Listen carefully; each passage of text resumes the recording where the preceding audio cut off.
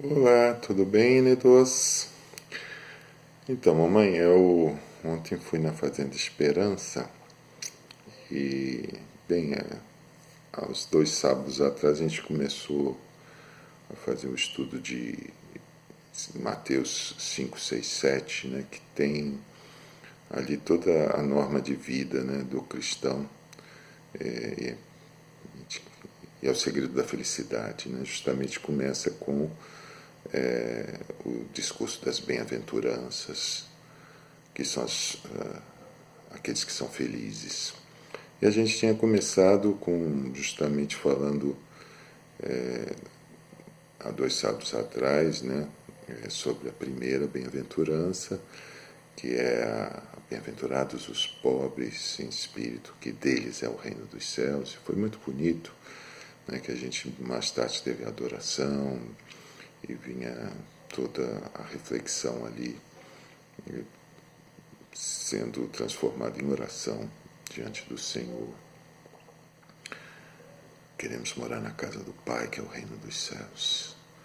E para isso temos que ser diferente do filho pródigo que quis pegar as coisas e fazer do jeito dele e saiu da casa do Pai.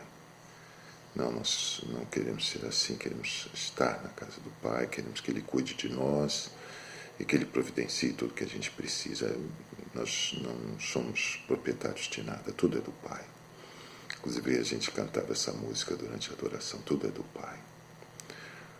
E bem, esse reencontro, essa volta para a casa do Pai é essa necessidade de não ter as coisas, não querer ter as coisas do nosso jeito. Depois, no sábado seguinte, a gente falou da segunda bem-aventurança, bem-aventurados que choram, porque serão consolados. E também foi muito bonito, né, esse arrependimento, esse choro de arrependimento, esse dar-se conta do afastamento e da injustiça cometida contra o Pai, contra a bondade desse coração de nosso Deus, e pedir de perdão, o arrependimento, a contrição. Né? E a gente meditou bastante São Francisco de Assis, né? Eu peguei algumas passagens onde se contava que São Francisco chorava. Eu não chorava muito. Né? O amor não é amado. Né? Tem aquele poema que alguns atribuem a ele, né? Sobre o seu choro. Né? Chegou a pegar uma inflamação na vista por conta de tanto chorar. Mas enfim, esse choro que alcança uma consolação de Deus, que é também o filho pródigo chegando em casa e recebendo aquele abraço do pai, e ali é um choro no aconchego desse abraço, desse amor, né, desse coração de pai. Né? É um consolo, festa, alegria, né, que também eram característicos de Francisco de Assis. E bem, no sábado passado, que já é o terceiro, né, na sequência, a gente seria para falar desta terceira bem-aventurança, bem-aventurados os mansos, porque herdarão a terra.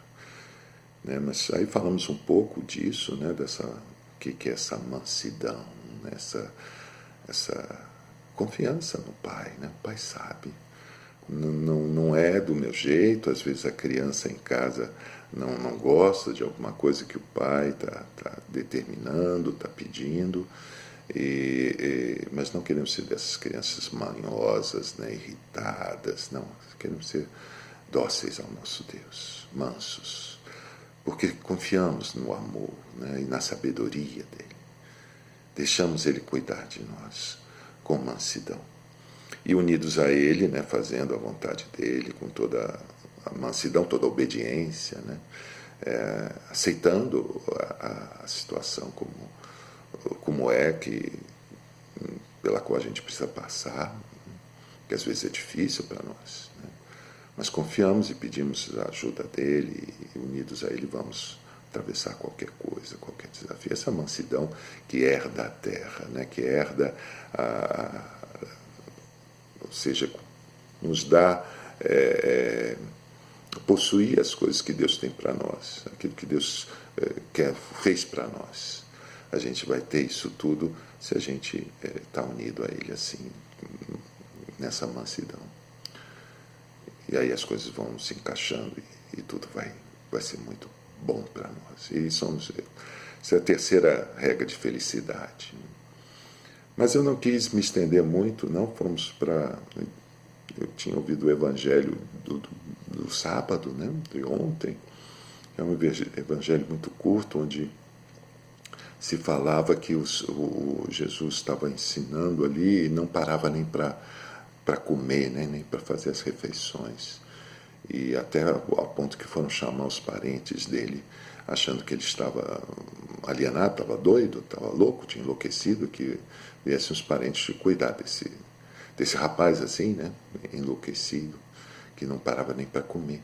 Mas e me veio, olha como o desejo de Jesus de comunicar, de falar, de mostrar as coisas, de nos ensinar tudo, né? O coração dele todo cheio de amor por nós, querendo que a gente aprenda as coisas, e ele não se cansa nisso, ele esquece até de comer, não para comer nem nada. A gente sabe, às vezes a gente está envolvido em certas coisas, a gente esquece de comer. Assim, Jesus envolvido em nos ensinar, em querer, né, nos dar tudo que a gente precisa para viver essa vida. As suas palavras, seu ensinamento. Então é belíssimo esse curtíssimo evangelho de ontem, de sábado. E me fez ver, olha, importante é que deixar Jesus falar para esse pessoal lá na Fazenda Esperança. Não é tanto o que eu possa dizer, mas não deixar o próprio Jesus ficar falando. E aí cheguei com eles e disse, olha, se a gente ficar nesse ritmo, um versículo por semana, a gente não vai ouvir muita coisa, né? Vai demorar muito. Então, cheguei e fiz uma leitura para eles do capítulo 5, né, do Evangelho de Mateus. Né? E depois partimos para um tempo de reflexão juntos, né? Foi muito rico, né? Eles colocaram suas questões e essa parte do Evangelho, o capítulo 5 do Evangelho de Mateus tem muita riqueza, fala das coisas de uma maneira muito forte, né? Fala do adultério pelo olhar, né? De arrancar o olho, cortar a mão, se isso nos leva para o inferno, é melhor, né, como Jesus disse, entrar com o olho no céu, maneta no céu, do que com os 2 olhos ou as 2 mãos e parar no inferno. Né? Então, fala de falar mal, né? Não matar, mas ele diz, não é só não matar, é não xingar, não depreciar a vida do outro, não reduzir o outro. Então, tudo isso é juízo, é julgamento, contamina a gente. Né? Então, essas coisas que pelo olhar, pela palavra, né? Pelo juízo, não julgueis, né?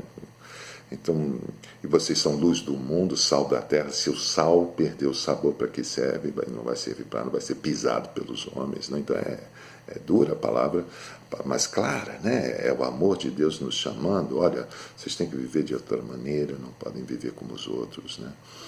E bem, foi muito rico eles falando. Depois o amor aos inimigos, isso foi o primeiro debate que eu perguntei, mas de tudo isso, o que para vocês é o mais difícil? Um logo falou o amor aos inimigos, né? Pessoal que me xinga, fala mal, me persegue e tal, né? Como é que eu vou amar esse pessoal? Né? Então, a gente entrou nessas questões, né? Até de quem é o nosso inimigo e como às vezes aquele que parece que é contra nós, na verdade às vezes está querendo nos ajudar. Né, pessoal que tem problemas de drogas, né, fica bem claro às vezes, aquele que parece amigo que está te levando para as drogas é o teu inimigo, né, e aquele que quer te tirar, que está te atrapalhando aí ir para as drogas, parece inimigo nessa hora. Então as coisas são muito circunstanciais, né, e às vezes a gente mesmo, contei para eles no trabalho, às vezes eu tenho alguém que tem um projeto, uma forma de fazer as coisas diferentes da minha e nos coloca em conflito, né? E ele de alguma forma atrapalha que eu faça as coisas que eu estou querendo, então se torna meu inimigo nessa hora. Então, como é que a gente tem que resistir a não ficar odiando os inimigos, né? Mas querendo que eles também tenham a luz de Deus, se convertam e vivam, e sabendo que o amor que é nosso Pai, que nos chama a estar com Ele, tem que estar acima de tudo. Eu não posso deixar nada ficar atrapalhando que eu entre nesse amor que é Deus. Então, todas essas raivas, esses ódios nos afastam de Deus, nos contaminam. Enfim, todas essas coisas a gente vai falando, né? E foi muito rico, né? Mas uma coisa me ficou um rapaz lá colocando na questão dele já ter tido um matrimônio que não deu certo, e agora ele não tem como voltar para essa mulher e o filho, e ele vai viver uma vida, ele acha que tem que viver uma vida separado e possivelmente com outra, necessariamente com outra, e como é que fica para ele, quais as possibilidades, porque o Evangelho tinha dito, né? Jesus tinha dito, se você divorcia, se você separa da mulher, depois se alguém tiver relações com ela, está fazendo adultério, está havendo adultério aí. Então, mas como é que eu vou resolver a minha situação, né? E fica claro ali para mim que é um problema geral deles e nosso mesmo, né? A gente tem uma ideia de como a nossa vida precisa ser, do que nós temos necessidades, como eu dizia, não tenho como voltar para lá, eu tenho que viver separado dela e eu tenho que ter uma outra mulher comigo. E isso é a definição dele, né? É o que ele acredita, não é o que Deus disse para ele fazer. Então, havia até uma certa mágoa, né? com a Santa Igreja, com a doutrina da Igreja, que diz que não pode, né, você ter duas mulheres, que o primeiro matrimônio está valendo ainda, então ela ainda é a mulher dele, né? E se ele for pegar outra, ele está tendo duas mulheres, né? E, bem, enfim, toda essa questão que parece que é uma doutrina, eu dizendo para ele, cara, isso não é doutrina, não é igreja. A igreja vai apresentar o que Deus está dando como fórmula de felicidade para a pessoa. E se você saiu do caminho, né, você precisa voltar. E aí precisa ter uma direção espiritual para saber como é que você vai caminhar para estar de novo na vontade de Deus. Né? Então é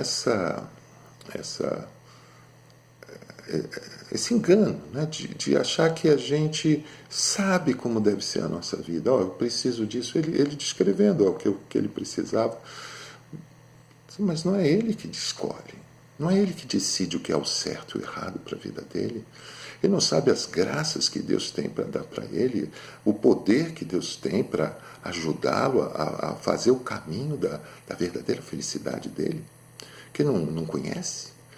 Então ele tem que se entregar a Deus, ele tem que parar de dizer que precisa disso e daquilo, que tem que ser desse jeito, desse outro, e querer que Deus se encaixe do jeito dele. Não, ele tem que abrir mão, né? Que tem que desistir das suas pretensões, das suas conjecturas, né? E se submeter, né? E buscar em Deus a sabedoria e a força. E aí sim ele vai poder ter uma vida feliz. Ele vai poder caminhar para essa realização plena que Deus tem para ele. Né? Agora fala, não, vou fazer do meu jeito. Faz, é livre, pode fazer do seu jeito. Mas aí não é cristão, né? Você não é cristão, você é do seu jeito. Você não é de Cristo. Quem é cristão faz o jeito de Cristo. E o jeito de Cristo é outro. É sal da terra, é luz do mundo, é diferente dos outros. Então, essa a proposta, né, que a gente vê que é a dificuldade de muitos ali compreenderem. Mas, aos poucos, a gente vai repetindo e vamos, com a graça de Deus, tentando clarear isso. Olha, a gente se entregue a Deus. Deixa Deus cuidar. Deus sabe muito melhor do que qualquer um de nós como cuidar da gente e nos levar a uma verdadeira felicidade, uma vida plena, uma vida abundante, uma vida realizada. Esse é o segredo central de tudo isso. Renuncia a si mesmo. Toma a sua cruz e me segue, diz Jesus. Eu espero que aos poucos a gente consiga estar passando isso para eles. Mas é isso, mamãe, só para partilhar um pouquinho com você como é que está sendo lá na Fazenda Esperança. Um beijo, fica com Deus.